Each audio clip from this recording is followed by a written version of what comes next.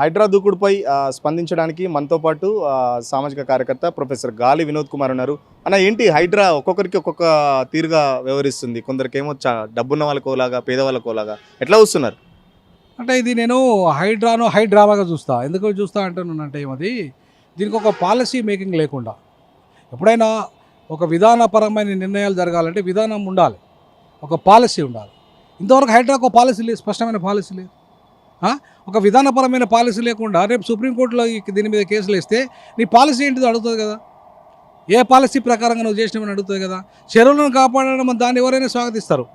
But చెరువులను కాపాడే నెపంతో ఇవాళ గత ప్రభుత్వంలో జరిగిన అవినీతి అధికారులు ఎవరైతే ఉన్నారో, గత ప్రభుత్వము ఎట్లయితే అనుమతులు ఎమ్మెల్యేలు ఉన్నారో, మంత్రులు ఉన్నారో, దీని వెనుక ఈ చెరువుల కబ్జాల వెనుక మీ ప్రభుత్వం వాళ్ళు, మీ ఎమ్మెల్యేలు కూడా ఇప్పుడు దీంట్లో అందులోకెళ్ళి ఇళ్ళకి కదా. మరి వీళ్ళంతా మరి ఇప్పుడు పోయిన వాళ్ళని కూడా నువ్వు దాంట్లో తీసుకోవాలి కదా. వాళ్ళు మరి దానన్నగా దాని మీద ఏం చర్యలు తీసుకున్నావు?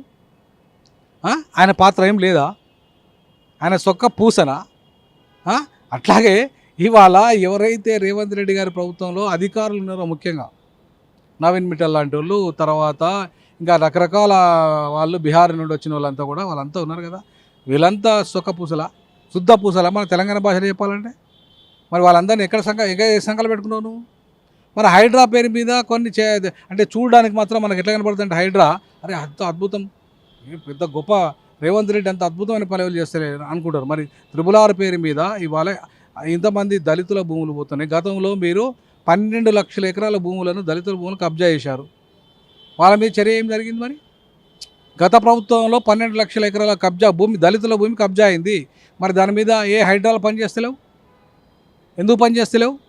గత ప్రభుత్వము దళితులది ఇవాళ ఆ మార్కెట్ పేర్ల మీద, లేదంటే రైతు బజార్ల పేర్ల మీద, లేకపోతే ఇంకా ఏదో చెట్లను మొక్కల పెంపకం పేరు మీద, రకరకాల పేర్ల మీద 12 లక్షల ఎకరాల దళితుల భూములన్నీ కబ్జా చేసిన వాళ్ళ మీద ఈ ప్రభుత్వం చర్యలు ఎందుకు తీసుకోవట్లేదు? దళితులకు 3 ఎకరాల పంపకంలో ఏమైంది? మరి ఎందుకు నువ్వు నీ ప్రభుత్వంలో తీసుకోవట్లేదు? హైడ్రా చూస్తుంటే కేస్ వైజ్గా చూస్తుంటే డబ్బున్న వాళ్ళకి, అంటే పెద్ద పెద్ద విల్లాలు ఉన్న వాళ్ళకు, లేకపోతే ఇప్పుడు సపోజ్ దుర్గం చెరువు దగ్గర సీఎం రేవంత్ రెడ్డి స్వయాన అన్ననే ఉంటాడు. దానికి నెల రోజులు టైం ఇచ్చారు హైడ్రా నోటీస్ ఇచ్చినప్పుడు. కొన్ని చోట్ల మాత్రం డైరెక్ట్ బుల్డోజర్ వేసుకొని కూలగొట్టడం, పేదల మధ్యతరగతులను టార్గెట్ చేస్తారు. అట్లాంటి వాళ్ళకి నోటీసులు ఇచ్చేసి ఇట్లాంటి సుప్రీంకోర్టులో పోతారు.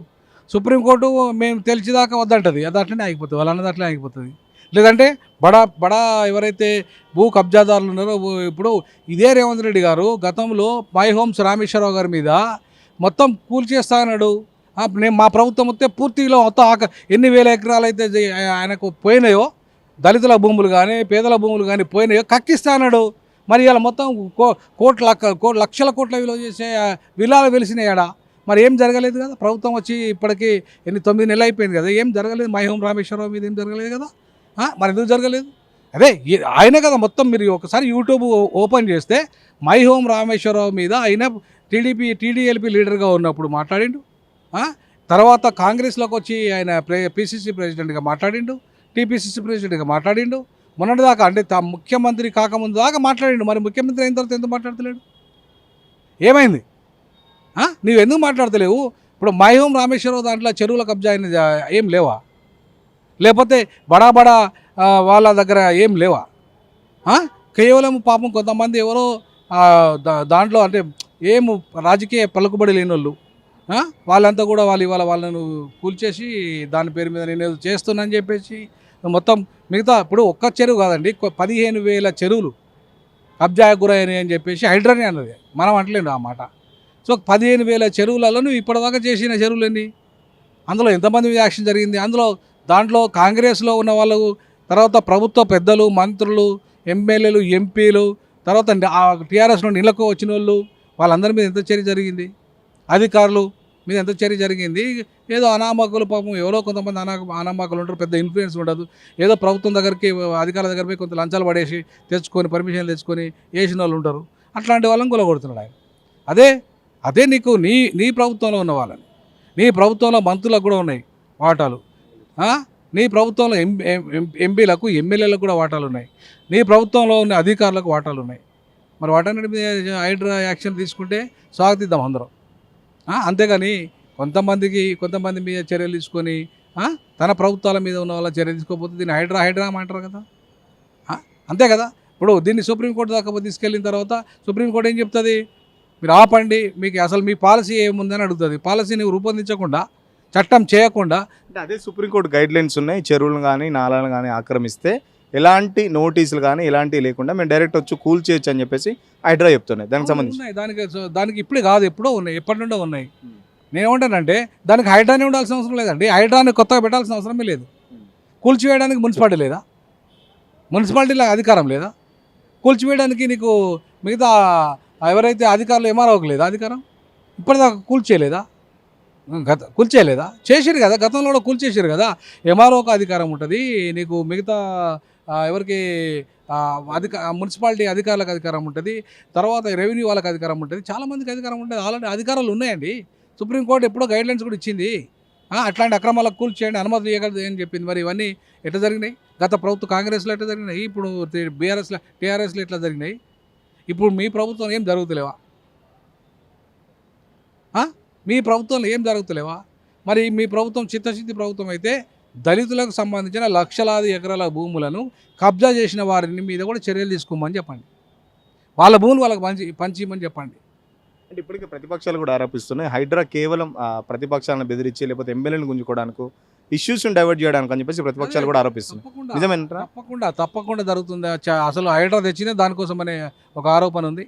తర్వాత రెండవది ఏంటంటే, ఇప్పుడు త్రిబుల్ పేరు మీద నువ్వు కొన్ని వేల కిలోమీటర్ల మీదకి త్రిబుల్ వేస్తున్నావు, దాని మీద దృష్టి పడకుండా. అలాగే మూసీ నది పేరు మీద ఏదైతే 1,50,000 కోట్లు కేటాయించినావు, దాని మీద ఎవరికి దృష్టి పడకుండా, ఎవరు కూడా మూసి జరుగుతున్న అక్రమాల మీద లేదా రీహాబిలిటేషన్ కొట్లాట, పేదల ఇల్లు పోతూ ఉంటే అరే హైడ్రా వైపే మనం చూడాలి తప్ప మిగతా ఇవన్నీ జరిగిపోతూ ఉంటాయి. ఇచ్చడానికి ఈరోజు హైడ్రా పేరు మీద పెద్ద డ్రామా జరుగుతున్నది. అటు ఒకవైపు ప్రతిపక్ష పార్టీలను బేరేయడానికి, మరొక వైపు ఈ రెండింటి మీద అటు కోమటిరెడ్డి వెంకటరెడ్డి బ్రదర్స్ పెద్ద ఎత్తున వాళ్ళ వ్యాపారాలు వాళ్ళు చేసుకుంటారు, అటు ఆయన ఖమ్మం మంత్రి పొంగులేటి శ్రీనివాసరెడ్డి ఆయన వ్యాపారాలు ఆయనే చేసుకుంటాడు పెద్ద ఎత్తున, ఈయన వ్యాపారం ఈయన చేసుకుంటాడు.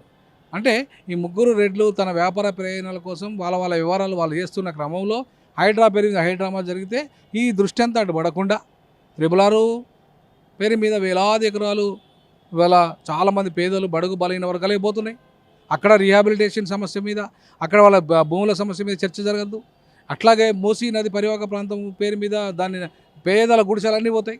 కనీసం హైడ్రా పొద్దున్నే, సండే పొద్దున్నే లేకపోతే సాటర్డే నైట్, అంటే కోర్టు హాలిడే ఉన్న టైంలో కావాలని హైడ్రా టార్గెట్ చేసి, ఎందుకంటే మళ్ళీ స్టేలు తెచ్చుకోకుండా లేకపోతే కోర్టు వెళ్లకుండా కనీస సమయం, అంటే సామాన్లు తీసుకుంటామంటే కూడా కనీస సమయం కూడా ఇవ్వట్లేదు పేదలకు సంబంధించి. ఎట్లా వస్తుంది ఏమంటే నా పేదలకు సంబంధించి అసలు మరి ఆ కోర్టులు ఎట్లా ఒప్పుకుంటే నాకు అర్థమవుతలేదు. పేదలకు సంబంధించి ఇప్పుడు రామ్నగర్లో పేదలు వాళ్ళు నాలాల మీద పట్టుకున్నారండి, వాళ్ళకి ఆల్టర్నేటివ్ ఇవ్వకుండా ఎట్లా కొలగొడతావు నేను? ఎట్లా కొలగొడతావు? పేదలకు సంబంధించిన కోర్టులు కూడా ఇవాళ వాళ్ళకి రిహాబిలిటేషన్ ఇవ్వాలి. మరి 50 ఏళ్ళు 60 ఏళ్ళ నుంచి వెళ్ళి వాళ్ళు నాలాల మీద పంటాలు, ఎక్కడో పంటాను, మురికాలలో మీద పంటాలు, మురికాలలోనే ఉంటాను. వాళ్ళ బతుకులంతా కూడా 50-100 ఏళ్ళ నుంచి వెళ్ళి 3 తరాలు 4 తరాల నుంచి బతుకుతాను మురికాలలో మీదే. మురికాలలో కబ్జా చేసిందని చెప్పి కొలగొడుతున్నారు కదా వాళ్ళ ఇళ్ళని, ఏదో చిన్న ఇల్లు కట్టుకుంటే.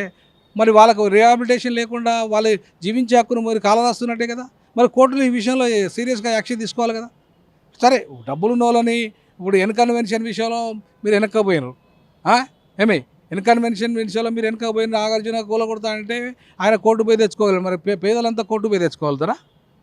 స్టేలు తెచ్చుకోగలుగుతారా? మరి పేదల బతుకులు ఏం కావాలి? వాళ్ళ నాలాల మీదనే కదా, మురికి కాలువల మీదనే కదా, వాళ్ళ చుట్టే కదా వాళ్ళ పేదలు బతుకుతున్నది. ఇలా మొత్తం 2,500 ఈ స్లమ్స్ ఉన్నాయి ఇక్కడ. ఆ 2,500 లక్షల దాదాపుగా 10-20 లక్షల మంది జనం ఇదే మురికి కాలువల మీద పంటాలి వాళ్ళు, అదే చిన్న ఇల్లు కట్టుకొని. మరి వాళ్ళ బతుకుల సంగతి ఏంది? హైడ్రా వాళ్ళని కూల్ చేస్తుంటే వాళ్ళు కొంతమందిని ఇప్పటికి నిరాశ్రయాలు చేశారు. వాళ్ళు ఎటుపోవాలి? వాళ్ళ బతుకులు ఏం కావాలి? న్యాయ వ్యవస్థ వాళ్ళకు జీవించే హక్కును కాలరాస్తున్నట్టే కదా, హైడ్రా జీవించే హక్కును కాలరాస్తున్నట్టే కదా. సో హైడ్రా డబ్బులలో కొన్ని కూల్ చేసిన వాళ్ళు, అక్రమాలు చేస్తే కూల్ చేసిన వాళ్ళకు అన్ని ఆల్టర్నేటివ్స్ ఉంటాయి. పేదల సంగతి ఏంది? పేదల బతుకులు ఎవరు పట్టించుకోవాలి? సో కాబట్టి ఇవాళ పేదలకు సంబంధించిన అంశాలని చాలా మానవతా దృక్పథంతో ఒకటి, రాజ్యాంగబద్ధంగా వాళ్ళకు ఉన్న జీవించే హక్కులో భాగంగా ఒకటి, మూడవది తప్పు మీది కదా. ఇప్పటిదాకా ప్రభుత్వం ఇల్లు కట్టిస్తానని, డబుల్ బెడ్రూమ్లు కట్టిస్తానని కట్టేది గత ప్రభుత్వాలు. మీ ప్రభుత్వం కాంగ్రెస్లో బోల్డంతా 55 ఏళ్ళు పరిపాలించారు ఉమ్మడి ఆంధ్రప్రదేశ్. మీ తప్పు. ఇవాళ మీరు ఎన్ని కడతారు? ఎంతమందికి ఇప్పటికే 50 లక్షల ఇళ్ళ కోసం దరఖాస్తులు మీరు ఎన్ని కట్టగలుగుతారు? పేదలే వాళ్ళంతా కూడా దరఖాస్తులు చేసినంత ఇప్పటివరకు మీ ప్రభుత్వంలో 50 లక్షల వరకు దాదాపు దరఖాస్తులు వచ్చినాయి ఇళ్ళ కోసం. ఇదే హైదరాబాద్లో. మరి దాంట్లో ఎంతమందికి ఇల్లు కట్టిస్తారు మీరు? మరి కట్టినప్పుడు ఆల్టర్నేటివ్ చూపెట్టాలి కదా వాళ్ళకు. చూపెట్టకుండా ఆ కాలువల మీద మీరు పండద్దు ఉండద్దు అని చెప్పేస్తే మరి వాళ్ళు ఎక్కడికి పోవాలి? సో ఇట్లాంటి అంశాలు కూడా హైడ్రాలో ఉన్నాయి. సో ఆ హైడ్రా అనేది దాన్ని మేము ఎవరు వ్యతిరేకించట్లేదు. కానీ హైడ్రా ఒక పాలసీ రూపొందించాలి. పేదల పట్ల ఎట్లా ఉండాలి హైడ్రా, తర్వాత ధనికుల పట్ల ఎట్లా ఉండాలి. ముఖ్యంగా ధనికులు ఎవరైతే మొత్తం కబ్జాలు చేసేసి అలా మొత్తం పెద్ద పెద్ద నాలాల మీదనే పెద్ద పెద్ద బంగ్లాలు ఇక్కడి నుంచి 10-20 అంతస్తులు వెలిసినాయి. వాళ్ళని కూలగొట్టండి, ప్రాబ్లం ఏం లేదు, ఏం ప్రాబ్లం కాదు. ఎందుకంటే వాళ్ళకు లక్షల కోట్ల రూపాయలు ఉన్నాయి వాళ్ళకు. కానీ పేదల బతుకులను మాత్రం కూల్చకండి. అట్లాంటి వాళ్ళతో కోర్టులు స్టేలు తెచ్చుకుంటారు, సుప్రీంకోర్టు దగ్గర పోతారు, తెచ్చుకుంటారు, ఆగిపోతాయి. వీళ్ళ బతుకులు ఏం కావాలి? కాబట్టి హైడ్రాలో డ్రామాగా మారకుండా హైడ్రా చిత్తశుద్ధిగా పనిచేసే విధంగా రంగనాథ్ గారు ఒక ఐపీఎస్ ఆఫీసరు. రేపు వారు ఉద్యోగం పర్మనెంట్ కాదు, ఉన్న రోజులు ఉంటారు. తర్వాత రిటైర్డ్ అయిన తర్వాత కూడా ఆయన మెడకు చుట్టుకుంటుంది. కేసులు వేసే వాళ్ళు ఉంటారు తప్పకుండా. కాబట్టి అధికారులు ఎప్పుడైనా సరే తాము పర్మనెంట్గా ఉండలేరు. రాజకీయ నాయకులు 5 ఏళ్ళు ఉండిపోతారు. వాళ్ళ కోసం మీరు బలిగా వద్దు. 30 ఏళ్ళు 20 ఏళ్ళు మీరు పనిచేస్తారు కాబట్టి చట్ట ప్రకారంగా మీరు పని చేసుకుంటూ పోండి. న్యాయ వ్యవస్థ చట్టం మీద ఆధారపడి తీర్పులు చెప్తుంది. కాబట్టి మీరు చట్టాన్ని రూపొందించకుండా అసెంబ్లీలో దాని హైడ్రా ఆ చట్టం అనేది ఆమోదించకుండా దూకుడుగా రంగనాథ్ గారు వ్యవహరిస్తే, పాలసీ లేకుండా చేస్తే అది వారికే. ఇప్పటికీ క్యాబినెట్లో కూడా వాళ్ళకు చట్టబద్ధత లేకపోతే అంటే బాగా అధికారాలు కూడా పోలీస్ డిపార్ట్మెంట్ కానీ సిబ్బంది కానీ ఆధునిక యంత్రాలు కూడా కొనడానికి మొన్ననే క్యాబినెట్ కూడా ఆమోదం తెలిపింది కదా, దానికి సంబంధించి నేనేమంటానంటే బెదిరించడానికి నీ హైడ్రాను ఉపయోగించదు అంటున్నా. నీ ప్రజలే కదా ఓట్లేసి వాళ్ళు ఏమైనా విదేశీయులు కాదు, వాళ్ళు టెర్రరిస్టులు కాదు, లేకపోతే ఇంకేదో కాదు. వాళ్ళని బెదిరించడానికి ఆయుధంగా వాడద్దు హైడ్రా అంటున్నా. నువ్వు చట్టపరంగా చెరువులను కబ్జా చేసిన చెరువులను కాపాడే బాధ్యత ప్రభుత్వాలది, దాన్ని స్వాగతిస్తాము. మురికి కాలువల మీద ఇలా బతుకుతున్న ఈ మురికి వాడాల బతుకుల పరిస్థితి అయింది, దానికి కీలకంగా నేనైతే కీలకంగా అట్లాగే చెరువుల కాడ ఒకవేళ పేదలు ఎవరైతే ఉంటారో వాళ్ళు కూడా వేసుకోవచ్చు. ఎందుకంటే కొంతమంది రాజకీయ నాయకులు పోయి వేపిస్తారట, సిపిఎం వాళ్ళు అయితే మరీ వేపిస్తారు. మరి అక్కడ వాళ్ళు వేసుకుంటే బాధ్యులు వాళ్ళు అవుతారా, ఈ పేదలు అవుతారా? మరి వీళ్ళకు 20 ఏళ్ళ నుంచి 50 ఏళ్ళ నుంచి ఉంటున్న వాళ్ళని ఇలా కూలగొట్టేసి రాత్రి వితౌట్ నోటీసులు కూలగొట్టేసి వాళ్ళ బతుకులు ఏం కావాలి? సో అట్లాంటి వాళ్ళ విషయంలో ఖచ్చితంగా చట్టపరమైన చర్యలకు సుమోటోగా న్యాయ వ్యవస్థ స్వీకరించి వాళ్ళ బతుకులు కాపాడాల్సిందిగా నేనైతే న్యాయ వ్యవస్థను విజ్ఞప్తి చేస్తా ఉన్నాను. కేవలం హైడ్రా అనేది పెద్ద డ్రామాగా మారిందని చెప్పేసి ప్రతిపక్షాలను బెదిరించడానికి మాత్రమే, ప్లస్ ప్రభుత్వంలో ఉన్న మంత్రులు తమ దందాలు చేసుకుంటే అటెన్షన్ డైవర్షన్ కోసం మాత్రమే అని చెప్పేసి ప్రొఫెసర్ గాలి వినోద్ కుమార్ చెప్తున్నారు. కేవలం ఇచ్చిన హామీలు నిలబెట్టుకోలేక ప్రజల్ని డైవర్ట్ చేయడానికి మాత్రమే రేవంత్ రెడ్డి ఇదొక హైడ్రా అనే ఒక పెద్ద డ్రామాకు తెరలేపిందని చెప్పేసి ప్రొఫెసర్ గాలి వినోద్ కుమార్ చెప్తున్నారు. కెమెరా పర్సన్ రాజుతో సురేష్, సిగ్నల్ టీవీ, హైదరాబాద్.